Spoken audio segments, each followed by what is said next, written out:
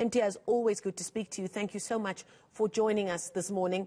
I think that the international community watching the news unfold over the last few days in Beirut could only express their heartfelt condolences to the people of Lebanon because they have already been through so much. What has Gift of the Givers been able to do, or has it decided to do, to try and help Lebanon in their time of need?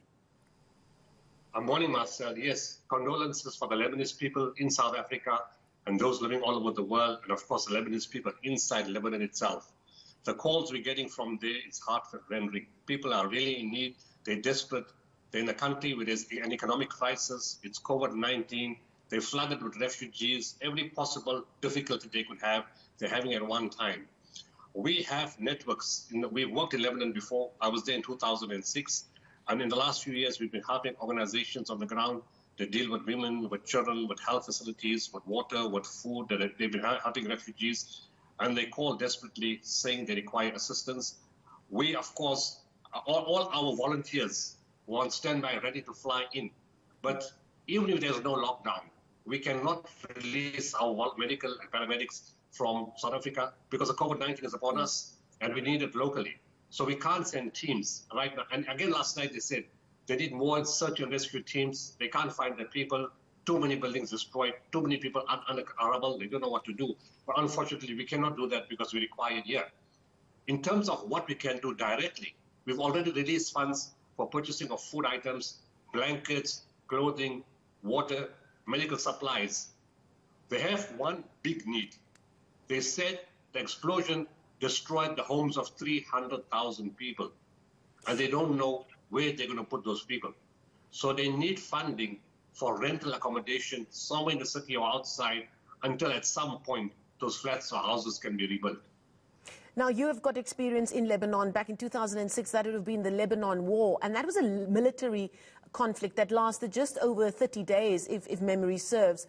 And your organization was there to help with the repercussions that was felt for a long time after that. But that was just that latest war in 2006, because we know that this country has been war-ravaged for some time now. Economically, has already been on its knees before this tragedy happens. From your experience in Lebanon and your interaction with your associates there, what is the biggest need there at the moment?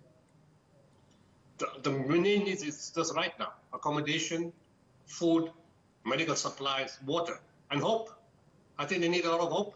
They need encouragement to see. They say, fortunately, from around the world, from several countries, aid has been offered. But, you know, they're going to require tons and tons of aid. When you see 7 planes or 10 planes come, it doesn't mean anything. Yes, it gives you hope, but you need much more than that. And people, in situations like this, where people have ongoing conflict or disasters for years, for them, just the idea that somebody wants to help them is a morale booster. And when we were on the ground the first time we got there in the war, they told me, you know what, even if you didn't bring anything, just to know that people care about us and think about us, it has given us hope to try to rebuild our own lives. But of course, if you send the material aid, it will make a huge difference, not to 300,000 people, but to those people that receive the aid. So the more we send, the more we can encourage them. Now, as we speak, we're showing our viewers live pictures coming from Lebanon, just giving us an ongoing picture of the wide-scale devastation that was caused by that explosion.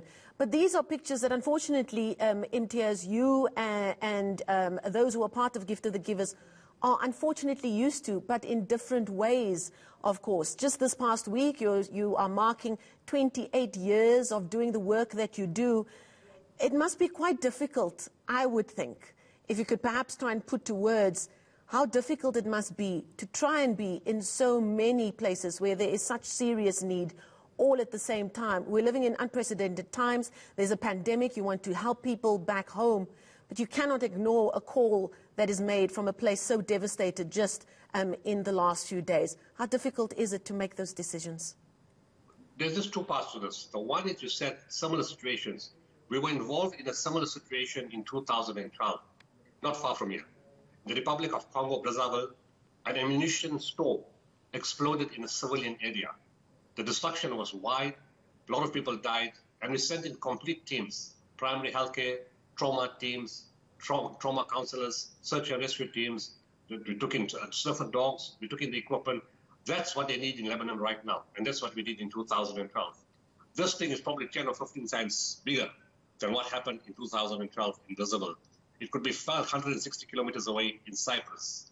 In terms of that part of the question, we know it's impossible to help everywhere. It's impossible to help everybody in your own country. There's millions of people starving here right now. We can't get to 15 to 20 million people. So you have to have basic thought processes to say, okay, let's be realists. We can't help everybody, but we can help somebody. With that thought process, you do your best to help somebody, and then somebody else and somebody else. And hopefully with other people and other organizations and other governments, some other people will get helped. But at the end of the day, you know you can't get to everybody in your own country, in the continent, and all over the world. So all you can do is keep going the best you can to help as many as you can, to give as much hope as you can. Well, we can certainly thank you for those that you have been able to help, especially over the last 28 years as you continue to do such important work. Thank you so much. Imitiaz Sooliman is with A Gift of the Givers, telling us more there about the work that they're doing back here at home as the country and so many people battle this pandemic, but of course now also reaching out to assist where they can in Lebanon.